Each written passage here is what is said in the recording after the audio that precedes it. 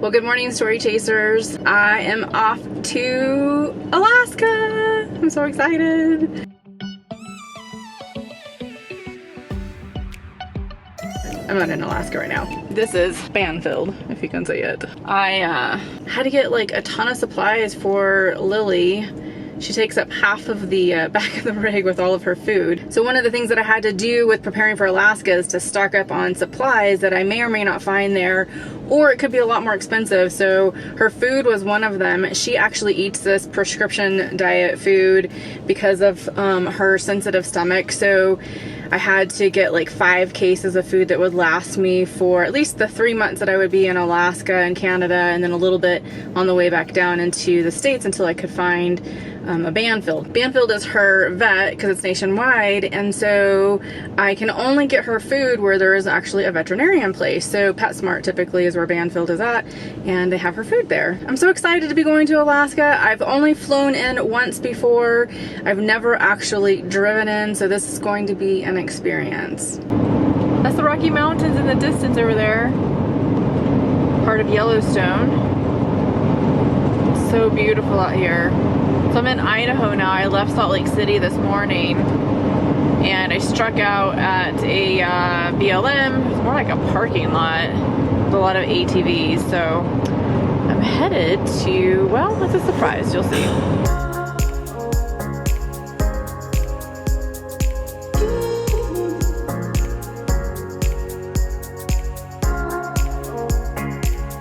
So I have something to share with you. This is my surprise earlier. So this is my first ever boondocking spot. I was actually out here in Idaho in 2017.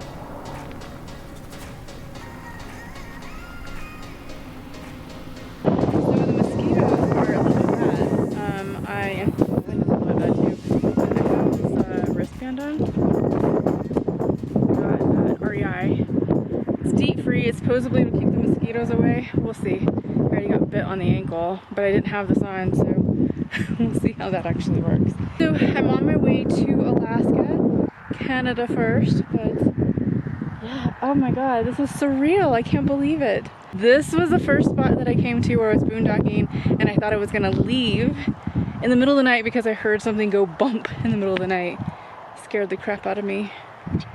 And that was the time when I realized I had to really push through my fears and deal with it, or else I wasn't gonna make it RVing. But it is beautiful out here.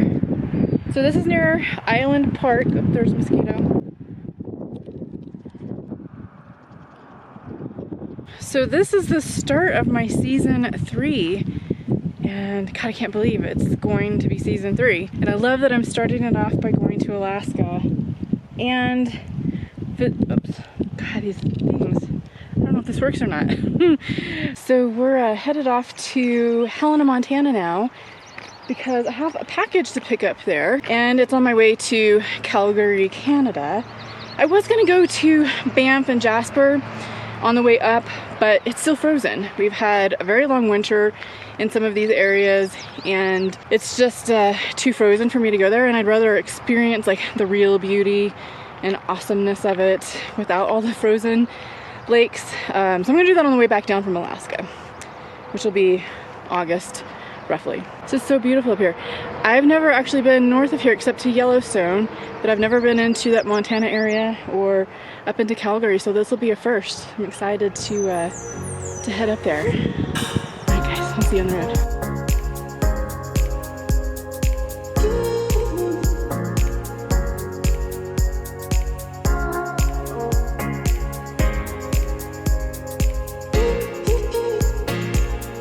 What an amazing sight this is. This is Henry Fork Lake over in Idaho. Just past Yellowstone actually. Beauty like this is just amazing, and I love it. I've got sun, water, mountains, my favorites.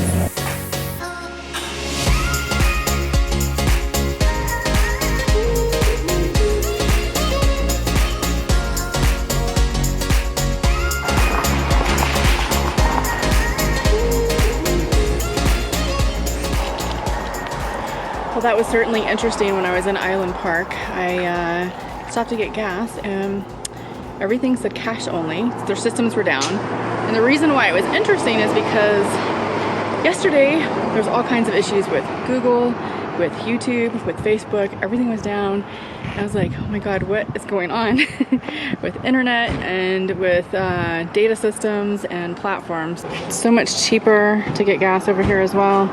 Prices are $2.85 for regular unleaded versus almost $1 more closer into Yellowstone.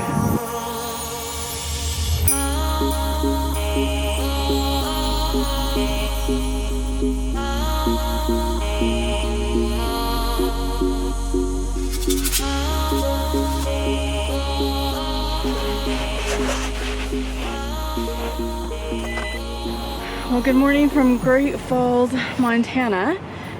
I'm actually staying over here in Sam's Club parking lot because, well, the Walmart in town, while you could stay at it, was next to a refinery and it smelled really bad. So it's hot, so I had to open the windows. So I decided to move over to Sam's Club. It's always quieter over here and they allow you to stay here. It's part of the Walmart family, if you will. But, all right, so I'm about to head over to the Canadian border. I had a few last things I needed to check, one of which was the coolant. So the coolant has been leaking somehow. It has to be because it keeps falling below this minimum line. So this morning it was down to here. Now, we filled this up when I was in the Bay Area with Gordon, and he tightened up some hoses. And I never ever see a leak on the ground. I never see a leak anywhere with this thing, but somehow I'm losing coolant. I don't know how. So I keep this jug with me. It's the kind that Ram actually says you should get. I bought it directly from them. This was a concentrate. I had 2 bottles. I actually mixed them together, the water and the concentrate, into one bottle so that I could just pour it directly in there instead of doing half and half all the time. But I've been carrying around this stuff for a good 9 months now and just keep adding coolant to it. So I think when I get back from Alaska, I'm gonna have them check it again. They keep saying there's no leak, but there's definitely a leak somewhere. I shouldn't be losing coolant like that. Also, for those of you who are wondering what the Balmer is, this is a Balmer. This is for my EcoTruck system, and we moved it from down below, which was somewhere way down there where it could get corroded and grime and dirt all over it, and moved it up here. Alright, I think I'm finally ready to go to Alaska. Coolant is filled, gas is filled, I got my Ultra Gauge to work. It was giving me problems because of the fuel level, but I think I just didn't know how to do it. So anyways, I got that done. Fuel level is 100%. It was giving me this crazy alarm, but I thought I'd show you my little setup here. So let's see, I have my Garmin RV Drive. I have my Ultra Gauge, which tells me my engine temperature and also my capacity of the load I'm putting on the engine. I especially use it when I'm going up mountains. I have my phone. I have my Sony Action Cam for my road footage. I have the camera I'm filming on. And these are all the crazy wires. Oh, and then I also have my InReach Garmin for emergencies, especially since I'm going to Alaska.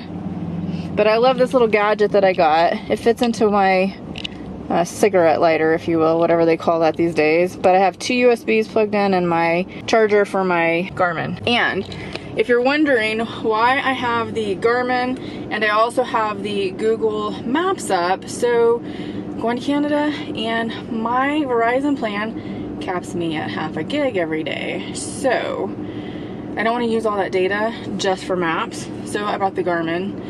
I don't usually use it. I used it a lot more when I had the other RV, but it's very useful actually. I love the stuff on it. I just always forget to put it up, and I didn't have a mount for it, so I went and bought a mount today at Walmart. You ready to go, Lily?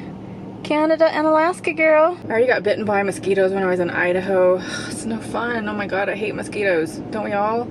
I can't figure out like what it is that they don't like if you eat it, that they won't bite you. I haven't figured out that magic formula. So I bought a bunch of mosquito stuff and some of it's got DEET in it, which I don't like, but man, it's better than getting bitten so much and potentially getting West Nile virus or something. So anyways, Lily is on her meds too. Nothing that won't keep them from biting her. She has flea and tick medication, but I do have her on heartworm medication. in case she does get bitten. But I have some essential oil stuff that I put in this little button. I don't know if you guys have ever seen this, but there's a little button on her collar.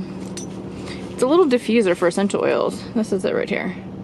So I put essential oils in there and keeps her nice and good. The mosquitoes stay away. Fleas and ticks too.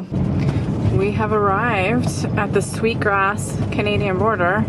So we're at the Canadian border now in Sweetgrass, and not too many cars ahead of me, maybe 4 or 5. So when I crossed into the Mexico border, I had to have all of this documentation in order to get in, but I won't have to do that here in Canada. I just have my passport. I also have a passport card.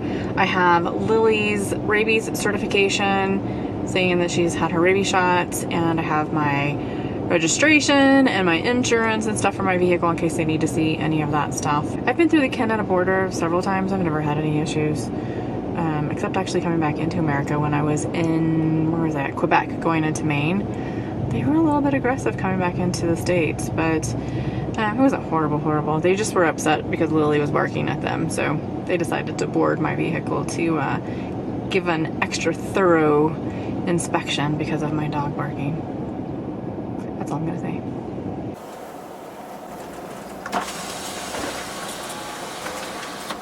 Hello. Morning. Thank you. Yourself in there?